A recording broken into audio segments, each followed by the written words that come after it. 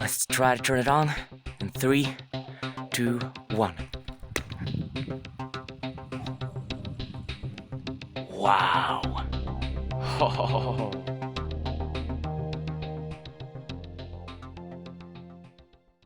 Alright, as you can see, it's nighttime.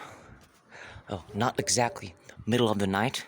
There's still some light left in the sky, but I don't think that matters because we are about to turn on an artificial sun. Alright, you just gotta find the right spot in this extension cord. Alright, I found the one. Let's try to turn it on in 3, 2, 1. Wow. It's already lighting up the area pretty well. Hear the buzzing. That is insane. Wow, it's already blinding me. But keep in mind, this thing is going to warm up. It takes about 5 minutes for the metal halide lamp inside to reach the correct temperature it needs to produce the fullest brightness, the 19,000 lumens, which I believe because, with all of these flashlights around nowadays, Emil in the States, it can produce 120,000 lumens. Yeah, but only like for extremely short periods of time. But this thing, this immense light that is already attracting thousands of bugs is hooked up to the mains, and it doesn't require an alternate source, and that's why it will keep its promised output. Let's try to look at it. I cannot do it with my own eyes. I gotta look through the camera. Wow, you can already feel the heat from that thing.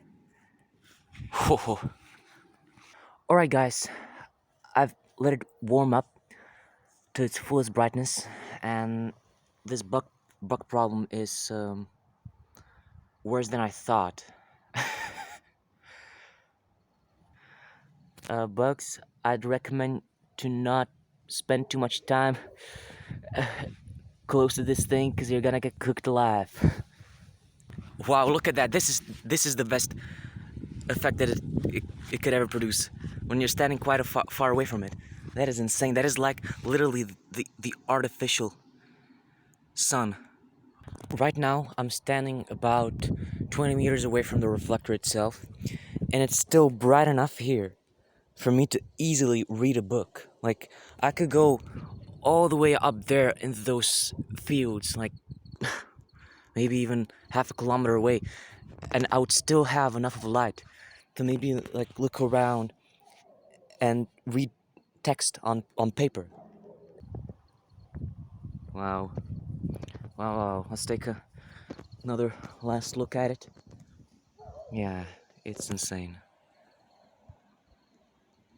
Alright, and as a last attempt to show you something interesting about this light, I'm now going to give you an idea of how hot this gets, because if I put my hand in front of it, yeah, that feels like I'm sticking it into an oven. So I'm gonna now turn it off, and I'm gonna point the camera right inside there in that reflector and show how intense of an afterglow this thing has. Okay, so 3, 2, 1. Look at that.